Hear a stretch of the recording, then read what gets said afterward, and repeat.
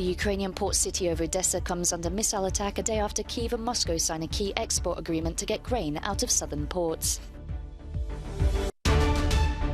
Europe's soaring temperatures hurt agricultural production and look set to have a knock-on effect on food costs.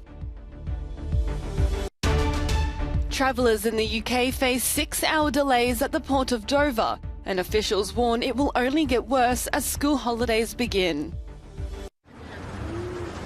Missile strikes have hit the key Ukrainian port city of Odessa. It comes not even a day after Moscow and Kyiv signed an agreement to allow monitored grain exports from the country's southern ports like Odessa. This latest attack on the city, one of the largest since the war began, has raised new doubts about the viability of the deal, which is intended to stave off famine in the developing world that could occur if grain isn't exported soon. Ukrainian President Volodymyr Zelensky has blamed Russia, calling the strike a prime example of how Moscow could find ways not to implement the recently signed grain deal. A spokesperson for Ukraine's foreign ministry added that it's a spit in the face of UN Secretary-General Antonio Guterres and Turkish President Recep Tayyip Erdogan, who helped broker the agreement. The attack has already created international outrage. Josep Borrell, the EU's foreign affairs chief, said on Twitter that the bloc strongly condemned the strike, calling it reprehensible after the signing of the deal and calling into question Russia's regard for international law. It is unclear what damage the port city sustained, but its infrastructure was targeted. Strikes also took place in other parts of Ukraine on Saturday. An airfield and railway facility were hit in the Kirovo-Radska region, killing 3 people. According to the Turkish Ministry of Defense, Russia denies any involvement in the Odessa attack.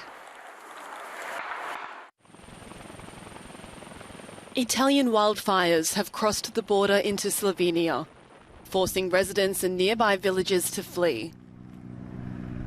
Firefighters there are waging an all-out battle on land and from the air.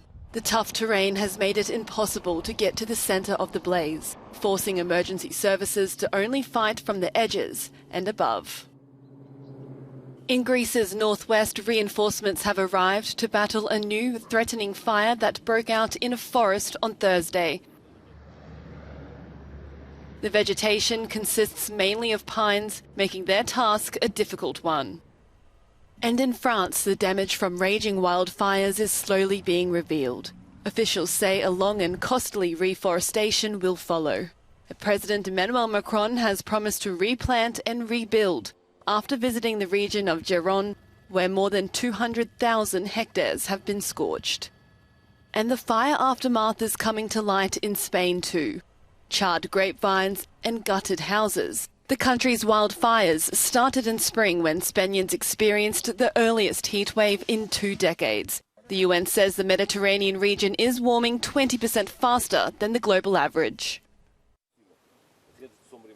Europe is staring into one of its driest summers in living memory. Drought alerts have been issued for much of the continent, and a brutal heat wave is straining agricultural production and nature's resilience. Portugal's apples and Rocha pears are bearing the brunt of this new reality. It gets burnt like this and has no commercial value, farmer Pedro Bernardes says. This will have to be sent to the ground. For us, it's a very considerable drop in income. Portugal's soaring temperatures have burned tons of fruit, particularly in the west zone near the capital, Lisbon. The ongoing drought in Romania has made potatoes there more expensive. In central counties, it has rained very little, and the potato is a plant that requires plenty of water to reach maturity. And in the south of the country, cracked earth is drying up corn crops. 500 hectares have been completely destroyed in the Madaris region. The current heat wave is scorching fields, with no signs of rain to come. 2 Italian environmental activists glued themselves to Renaissance masterpiece Spring by Sandro Botticelli at the Uffizi Museum in Florence on Friday. Sporting a banner with the words "Last Generation, No Gas, No Coal," the pair were pulled away from the 15th century work by employees before they were escorted to a police station. Thanks to a protective layer of glass that was installed as a precaution several years ago, the painting wasn't damaged. Authorities say the protesters have all received official orders to stay out of the popular tourist city for 3 years. Heavy rains have swelled the Rudbal River in Iran, killing over 20 people and leaving scores missing.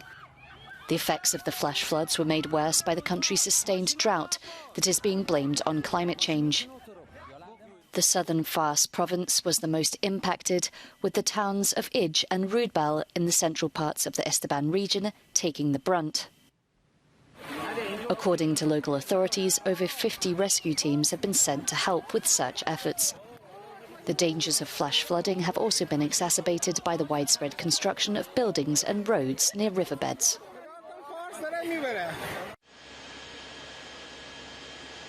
Travellers in the UK have been warned that the traffic gridlock in Dover, which led to 6-hour queues yesterday, could get worse this weekend. The chaos Foreign Secretary Liz Truss blamed on France, calling on the country to act over what she described as entirely avoidable delays. But Paris denies that its border was unprepared. A top official says an unforeseen technical incident in the Channel Tunnel prevented some Dover border booths from being staffed. Millions of people in Britain are trying to begin their vacations this weekend, but they will face disruptions by road, sea, rail and air. Protesters against high fuel prices say they are planning rolling roadblocks, while rail workers have also staged nationwide strikes over pay and conditions.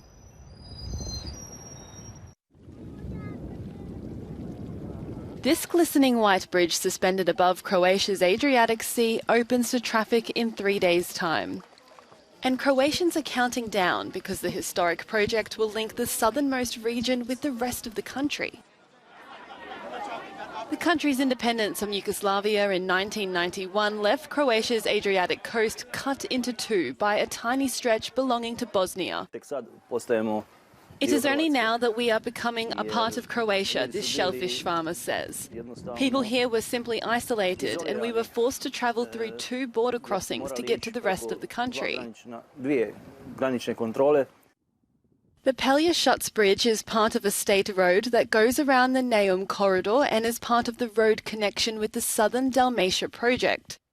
The 32.5-kilometre long 2-lane road connects the far south and creates a prerequisite for the development of the mainland and islands of the Dubrovnik region. Construction began in 2018. It was built by a Chinese consortium led by the China Road and Bridge Corporation, and China's ambassador to Croatia says it will deepen the mutually beneficial relationship between the two nations and the European Union. A symbolic swing to mark the demolition of a Czech pig farm, built on the site of a Nazi-era concentration camp for Roma people. It ends decades of often bitter dispute between the farm's owners, the government and Roma rights groups. About 1,300 Roma were imprisoned in the Lety camp during World War II. 326 people died. Martin Baxer, Minister of Culture, says after almost 30 years of effort, the destruction of a shameful symbol of contempt for the victims of racial persecution will begin today. The camp was staffed by Czech guards rather than Nazis, and none of them were convicted after the war. During the 1970s, an industrial pig farm was built at the site, a deep source of anguish for Roma. Czech historians and politicians have long clashed over Lety's history and its exact role in the Holocaust. But this demolition of the farm comes after a long and arduous campaign by Roma rights activists to turn the site into a sombre place of remembrance. Boat owners in Oslo have a £1,500 problem on their hands. Far from the Arctic's icy waters, this lone walrus has sank several small boats and inflatables in Denmark, Scotland, the Netherlands and now Norway in her attempt to sunbathe. Named after the Norse goddess Freya, she has become quite the celebrity, despite the trail of destruction. In a bid to reduce the loss of property, researchers in Oslo have created a customised floating dock for the marine mammal so that she can enjoy her sunny naps in peace, before slowly moving her back to the Arctic Circle.